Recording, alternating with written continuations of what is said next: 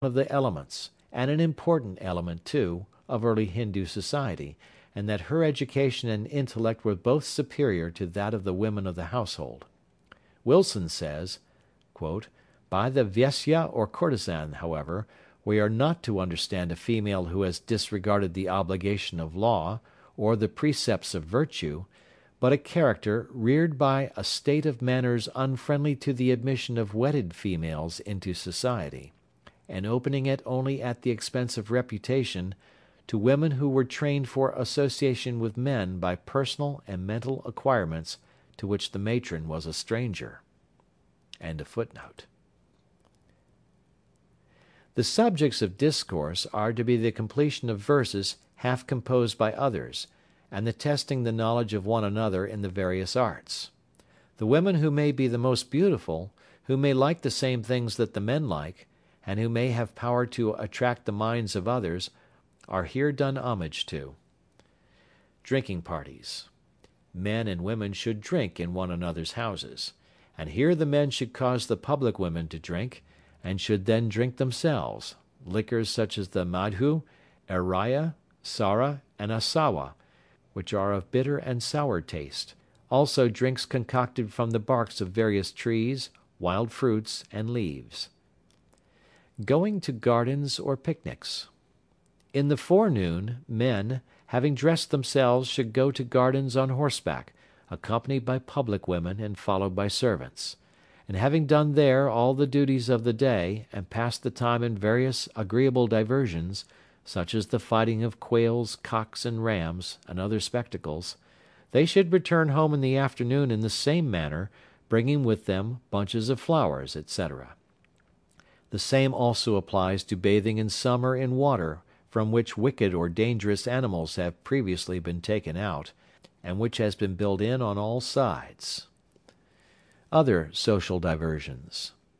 Spending nights playing with dice, going out on moonlight nights, keeping the festive day in honor of spring, plucking the sprouts and fruits of the mango trees, eating the fibers of lotuses, eating the tender ears of corn, picnicking in the forests when the trees get their new foliage, the Udakakashvadika, or sporting in the water, decorating each other with the flowers of some trees, pelting each other with the flowers of the kadamba tree, and many other sports which may either be known to the whole country, or may be peculiar to particular parts of it.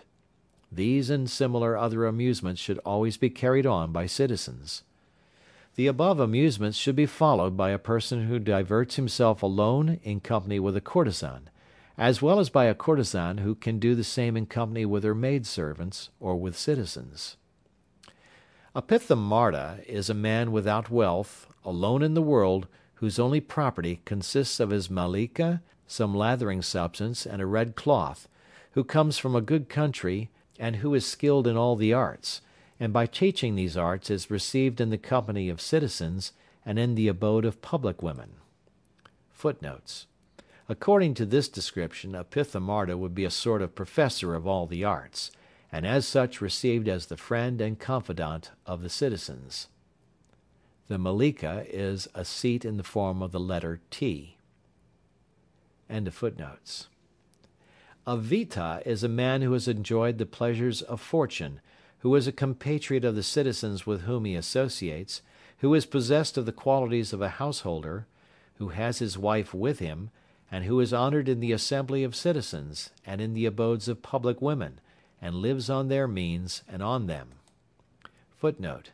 The Vita is supposed to represent somewhat the character of the parasite of the Greek comedy.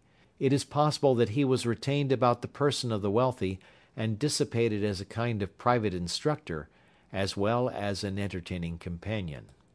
End of footnote.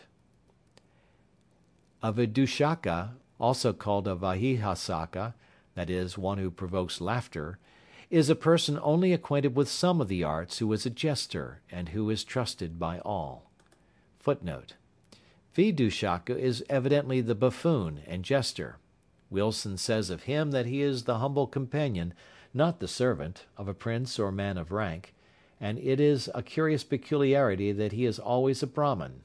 He bears more affinity to Sancho Panza, perhaps, than any other character in Western fiction, imitating him in his combination of shrewdness and simplicity, his fondness of good living and his love of ease.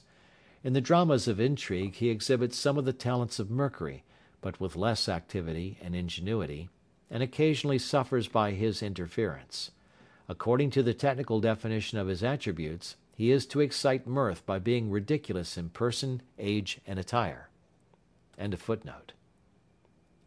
These persons are employed in matters of quarrels and reconciliations between citizens and public women. This remark applies also to female beggars, to women with their heads shaved, to adulterous women, and to old public women skilled in all the various arts. Thus a citizen living in his town or village, respected by all, should call on the persons of his own caste who may be worth knowing. He should converse in company and gratify his friends by his society, and obliging others by his assistance in various matters, he should cause them to assist one another in the same way. There are some verses on this subject as follows. A citizen discoursing, not entirely in the Sanskrit language, nor wholly in the dialects of the country, on various topics in society, obtains great respect. Footnote. This means, it is presumed, that the citizen should be acquainted with several languages. The middle part of this paragraph might apply to the nihilists and fenians of the day, or to secret societies. It was perhaps a reference to the thugs. End of footnote. The wise should not resort to a society disliked by the public, governed by no rules, and intent on the destruction of others. But a learned man living in a society which acts according to the wishes of the people, and which has pleasure for its only object, is highly respected in this world. End of chapters 3 and 4.